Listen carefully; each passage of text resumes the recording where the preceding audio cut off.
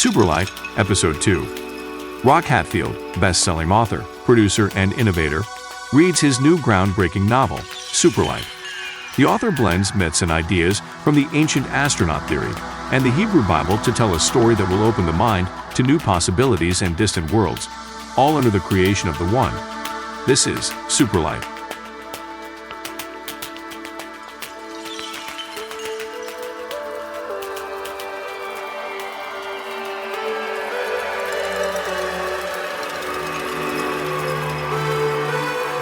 Can you remember all the September tears in her eyes? You sing a lullaby. Time has no feeling. Years just keep breathing. Tell me, can you feel it? Tell me, can you see it?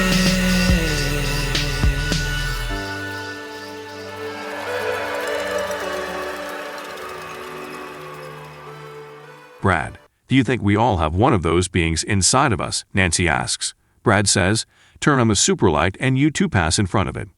Don't faint like I did, Brad chuckles. Walter fires up the gear and the image of the stadium reappears. Brad turns the camera on Walter and the ghost-like being can be seen inside of him. Then Brad swings the big camera around toward Nancy and they see the same ghostly being is inside of her. The view of the stadium is different from this angle.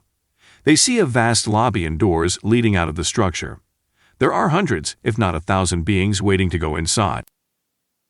Deep into the heart of the Milky Way galaxy, 80,000 light years from Earth, sits the High Council of the Etheria, supreme leaders of the Old Dominion. The Etherian race dwells in a dimension that is light-based. All material is formed of light, not matter. Only with the Superlight device could any of the realm be seen. The Old Dominion has existed for at least 20 billion years. Etherian science discovered E equals mc squared over 14 billion years ago. They invented a way to change light into matter. 14 billion years later, Einstein invented a way to turn matter into light. The material universe was created when a super-dense ball of compressed light was compacted so tight that it exploded into all the matter that makes up the seen and unseen universe. A universe of matter made up from light of an unseen realm. We know it as the Big Bang. Brad, are you okay? Brad looks stunned, as if waking from a dream. Yes, good. Off all this stuff about how the universe was made, and the race of beings that made it from light or something like that, it was weird. Nancy, I want you to put me under with something and use the superlight to coax my driver out and try to communicate with him so we can learn more about what we are dealing with, Brad asks. No, but you can put me under and see if my driver will come out and play. We can do you and Walter later if he wants. Okay, fine, Brad agrees. Brad has asked the chief medical director at the company to meet the team in the lab and bring everything he needs to put someone under for an hour or so. Dr. Jason Anderson, chief medical director at Advanced Photonics Corporation. Dr. Anderson has worked at the company for 3 years and was chief of surgery at St. Mary's Medical Center just outside of D.C. for a number of years prior. Jason struts into the room overlooking the lab, carrying a large black bag in each hand. Brad and Nancy greet him. Brad asks him to take a seat. Jason, I'm glad you were able to get down here on such short notice, Brad began. First, I want to say that what I am about to tell you is a top-level security secret. While Brad is speaking, he is handing Dr. Anderson a clipboard with a non-disclosure agreement attached to it. Jason looks over the document and pulls out a pen from his lab coat and sketches his signature on it and passes it back to Brad. Great. Thank you, Brad says. I know you have heard about our R&D project, Superlight. Well, we turned it on for some initial tests this morning and stumbled onto some very intense discoveries. Brad hands him a tablet computer. The video of Brad and the being is playing. Jason just watches in amazement. What is this? Is this for real? Jason asks. Oh yes, it's real. So what happened to you, Brad? Jason asks. I fainted, Brad explains, when that being stepped from me. I felt all the life leave my body. So, what do you think this is all about? Are those creatures dangerous? Jason quizzes. Nancy jumps in. I spoke to it. Well, telepathically. I could hear it speak clearly. What did it say? Jason asks, hanging on every word.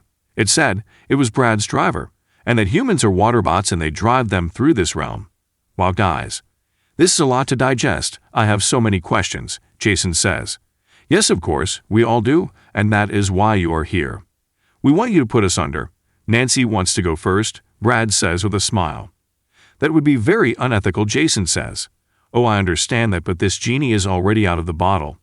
Brad adds, Walter left the Superlight on during all the commotion. No one was paying any attention to what was happening up on the big screen. Thousands of beings in the arena have risen from their seats and have formed lines to enter small tunnel openings.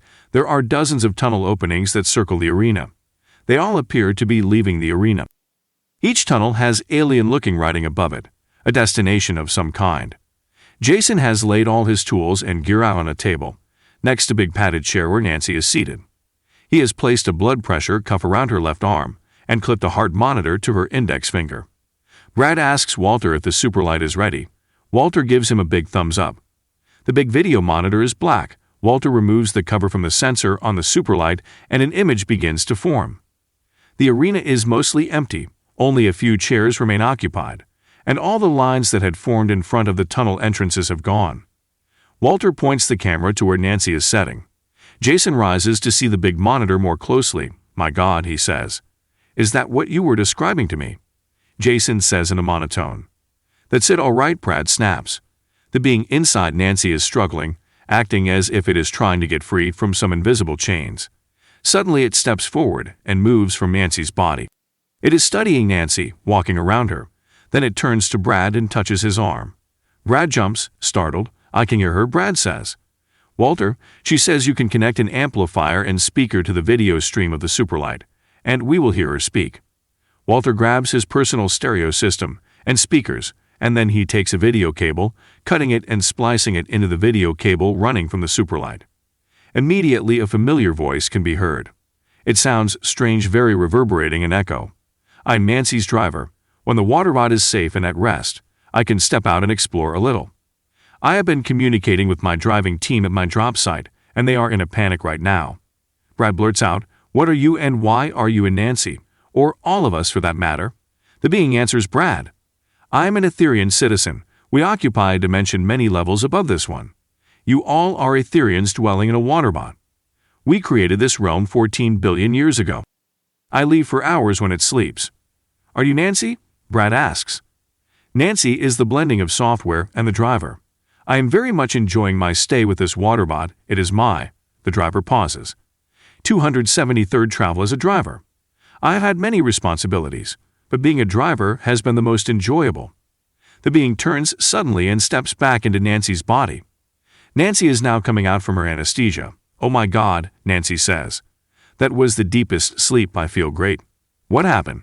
Walter says, we filmed it, the entire interview. You can watch it. You will be amazed. I am in shock, stunned really. I mean this completely life-altering. I am a spiritual person, read the Bible, all of that, and this is exactly what seers and prophets have been saying for thousands of years. Wow, wow, and fucking wow. Dr. Anderson is hurriedly putting away his gear. Hey, you okay, Doc? Brad asks. I think so, Brad. I know I need a drink. You know we can't let this info out, right? Thank you for joining us for this exciting installment of Superlight. Look for the print version of Superlight where you buy books. Superlight is part of the Atlanteum Network, a collection of books, videos, and podcasts.